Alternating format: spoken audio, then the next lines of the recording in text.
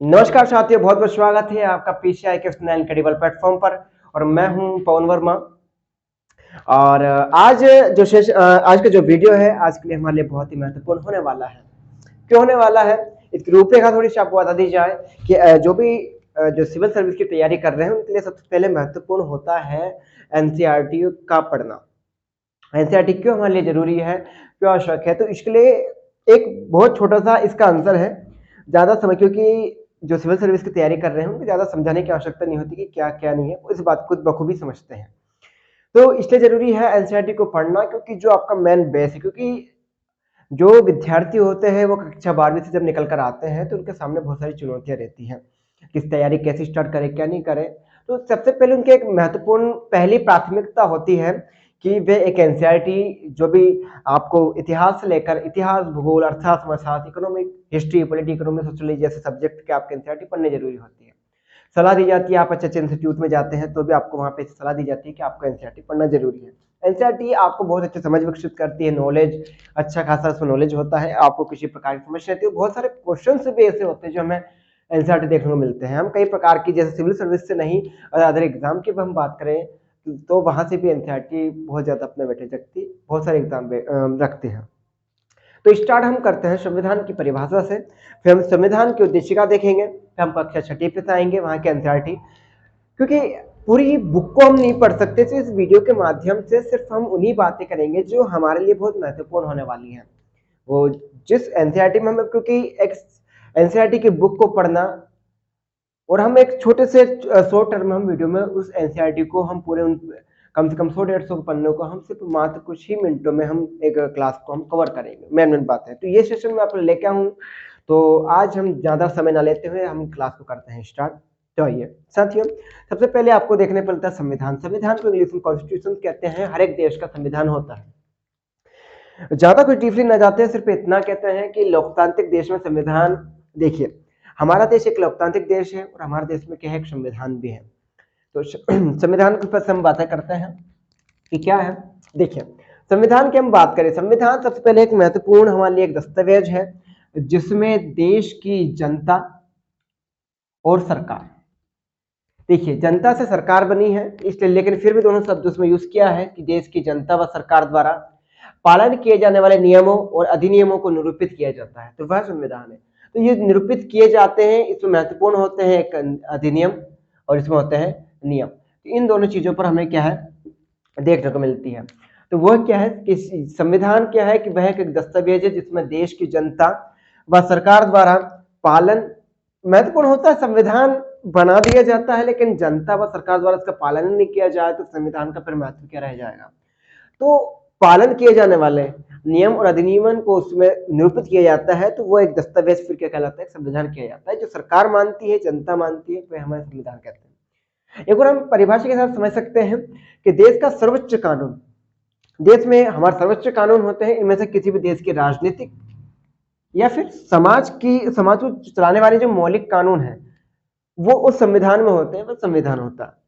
तो जैसे हम बोला कि इसमें सबसे महत्वपूर्ण होता है नियम, अधिनियम बने होते हैं, उनका पालन होना बहुत जरूरी है, तो वह हमारा संविधान होता है।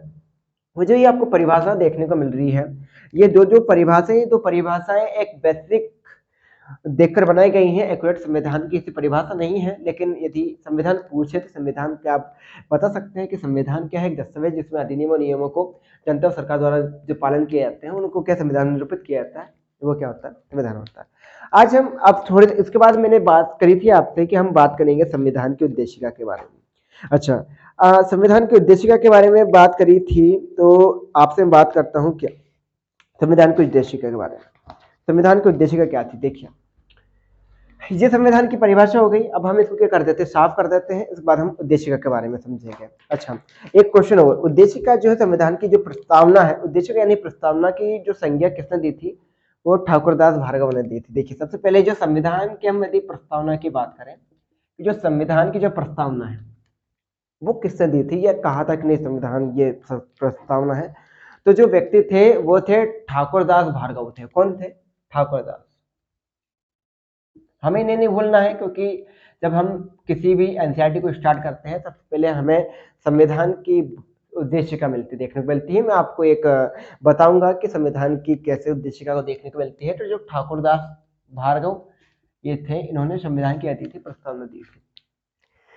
तो अब हम बात करते हैं कि कैसे देखने को मिलती है। तो जैसे आप देख सकते हैं कि मैंने एक एनसीईआरटी ली है, कक्षा 9 के लिए इकोनॉमी अर्थशास्त्र लिए है। उसमें आपको देखेंगे कि जैसे हम एनसीईआरटी को स्टार्ट करते हैं उससे पहले हमें हमारा राष्ट्रगान देखने को मिलता है। यकीनन सभी भी बुकें होती हैं उनमें हमें राष्ट्रगान देखने को मिलता है। फिर उसके बाद जैसे जैसे हम आगे जाते हैं फिर हमें कुछ आमुख उसके बारे में देखने को मिलता है, उसके बारे में और कौन ने बनाई है, लेकिन हमें इनसे ज़्यादा कुछ मतलब नहीं रखना है। हमें विशेष देखिए आपको कंटेंट देखने को मिलेगा कि इसमें आपको कौन कौन सब्जेक्ट हैं वो हम पढ़ते हैं। और उसके बाद हमें देखने को मिलती है भारत की जो संविधान की उद्देश्य। यदि आप सही से देख पा रहे हैं तो आपको देखने को मिलेगा कि भारत का संविधान लिखा हुआ है और उसमें लिखा है कि हम भारत के लोग भारत को एक संपूर्ण प्रभुत्व संपन्न समाजवादी पंथ निरपेक्ष लोकतंत्रात्मक गणराज्य बनाने के लिए तथा उसके समस्त नागरिकों को, ये आपको कहीं भी मिल जाएगी। आपको ये कहीं भी मिल जाएगी। ये जो प्रस्तावना आपको देखने को मिल रही है, ये प्रस्तावना आपको कहीं भी देखने को मिल जाएगी।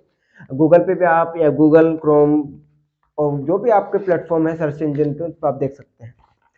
तो देखिए अब हम इन शब्दों की हम बात सबसे पहले हम भारत की उद्देशिका को समझेंगे कि संविधान के हम उद्देशिका को समझेंगे कि संविधान में एक एक, जिसे अंतरात्मा भी कहा जाता है, कि पूरा सिमट दिया है संविधान को एक उद्देशिका में।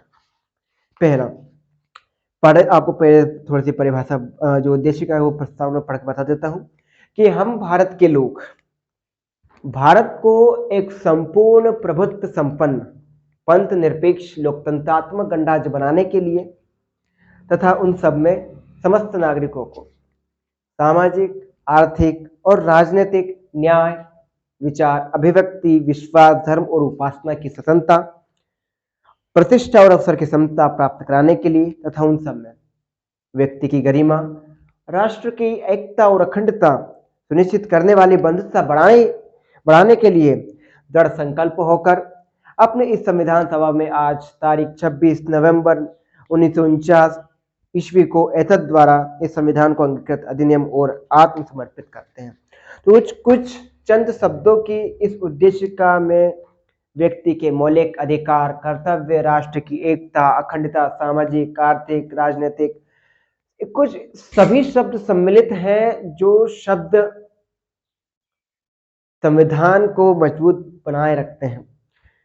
तो यकीनन हम करते हैं, ज़्यादा समय ना लेते हुए हम करते हैं कक्षा 6 की स्टार्ट एनसीईआरटी को।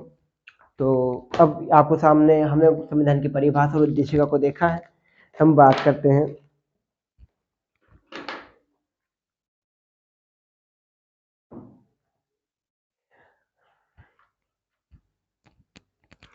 तो एक मैं चाहता हूं कि हमारी जो क्लास की शुरुआत एक ऐसे वाक्य से की जाए। ये एक इंट्रो था जो आपको एक उमंग भर दे, एक उल्लास भर दे। तो उस बात को मैं आज आपके सामने समक्ष रखना चाहता हूँ। फिर हमारी क्लास को हम आज क्या करेंगे, स्टार्ट करेंगे कि हमारी क्लास की स्टार्ट क्या है। देखिए तो मैं आपके सामने वो बताना चाहता हूँ क्या है। देखिए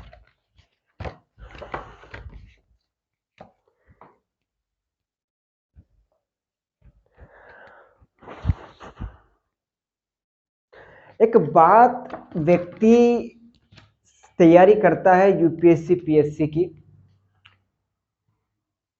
बस व्यक्ति के बहुत क्या है कि इतना डिप्रेशन में होता है, कभी कभी हार मान लेता है। कुछ सामाजिक वो भी होते हैं तत्व जो उसके दिमाग को प्रेशर डालते हैं, लेकिन उसको एक बात याद रखनी चाहिए कि कब तक हार नहीं मान सकता, कि कोई तुम्हें जब तक नहीं हरा सकता जब तक कि तुम खुद से हार ना मान लो। कोई तुम्हें जब तक नहीं हरा सकता जब तक तुम खुद से हार ना मान लो। तो अपने अंदर ये जुनून, ये उत्साह और ये जो होना चाहिए पढ़ाई के प्रति, एक छात्र के अंदर ये होना चाहिए। कभी विद्यार्थी को कभी भी नेगेटिविटी के बारे में नहीं सोचना चाहिए। क्यों आर्यन जी?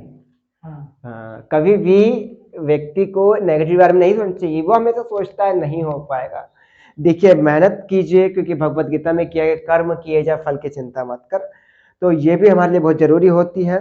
तो एक्सेप्ट द सिचुएशन से ये हमारे अंदर एक होना चाहिए, हमारे अंदर एक ये उदार होना चाहिए कि हमें हर एक सिचुएशन को एक्सेप्ट करना चाहिए। तो एक्सेप्ट द सिचुएशन, या कहूं क्रिटिकल सिचुएशंस एंड से, और कहो कि चलो ये भी ठीक है, यह ईश्वर की मंशा है। तो इसी के साथ आज हम करते हैं, इन वाक्यों के साथ दो आपके सामने मैंने बातें बताई हैं। तो उसके बाद हम बढ़ते हैं एनसीईआरटी में कक्षा 6 की ओर। अब देखिए हम बात कर रहे हैं एनसीईआरटी, है ना। एनसीईआरटी की फुल फॉर्म क्या है ना, इसको इंग्लिश में क्या कहते हैं, हिंदी में क्या कहते हैं, ये आप सोचोगे। ये तो हमें इससे कोई मतलब नहीं होना चाहिए, मुझे भी ये होना चाहिए कि हमने एनसीईआरटी पढ़ रहे हैं। और लिखना चाहे तो राष्ट्रीय शैक्षिक अनुसंधान और प्रशिक्षण परिषद, इसको एनसीईआरटी हम कहते हैं, नेशनल सेंटर एजुकेशन रिसर्च। ठीक है, एनसीईआरटी कक्षा 6 के हम एनसीईआरटी पढ़ेंगे, और हम इसमें अध्याय से ना लेकर हमने एक महत्वपूर्ण टॉपिक निकाले हैं, उन टॉपिक के ऊपर हम बात करेंगे। पहला टॉपिक की हम बात करें तो उसमें हमने उद्देशिका पढ़ लिया है, अब हम बात करें विविधता की।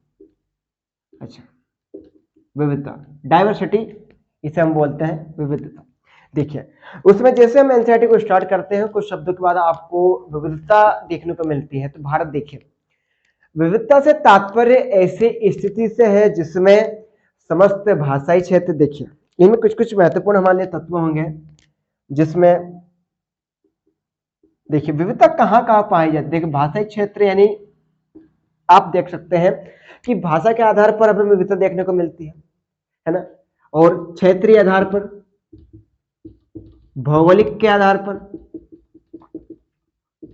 भौगोलिक, और हमें कहाँ देखने को मिलती है, सांस्कृतिक, और कहाँ पे मिलेगी हमें, सांस्कृतिक। पूरी तरीके से शब्द आपको दिख पा रहे होंगे, है ना, कहीं समस्या नहीं आ रही होगी, जूमिंग की आवश्यकता ना हो। तो देखिए विविधता विद डाइवर्सिटी, देखिए हमारा भारत देश विविधता से निरूपित है, पूरा तरीके से विविधता से है। दक्षिण में जाएंगे भारत के तो आपको बिल्कुल सर्दी देखने को मिलेगी, दक्षिण में गर्मी, है ना। मतलब हर कहीं ना कहीं भौगोलिक स्थिति से, सांस्कृतिक स्थिति से, पहनावे से, भाषा से, बोली से आपको देखने को मिलती है देश में। तो विविधता क्या है, विविधता का बिल्कुल बेसिक सा मीनिंग है डाइवर्सिटी, मतलब हर कदम कदम पर आपको पहनावे में अंतर मिले, भाषा में अंतर मिले, बोली में अंतर मिले, रंग रूप में अंतर मिले, वह आपको विविधता देखने को मिलती है। यहाँ पे भाषा क्षेत्र हो सकता है, कुछ क्षेत्रीय हो सकता है, भौगोलिक स्थिति हो सकती है, सांस्कृतिक स्थिति होती है, वहां अलग अलग रहने वाले मानव एक समूह या समाज के एक साथ रहते हैं, एक स्थान विशेष निवास करते हैं, विविधता कहलाते हैं। लेकिन इसके लिए एक महत्वपूर्ण चीज होनी चाहिए, एक स्थान विविधता के लिए जो है एक स्थान विशेष होता है, एक स्थान विशेष होता है। तो देखो विविधता के लिए वाले हमें यदि एनसीईआरटी के नोट्स के हिसाब से पढ़े, एनसीईआरटी में क्या परिभाषा दी है वो एनसीईआरटी को देखते हैं। तो कक्षा 6 के एनसीईआरटी में कहा है कि विविधता से तात्पर्य एक ऐसी स्थिति से है जिसमें समस्त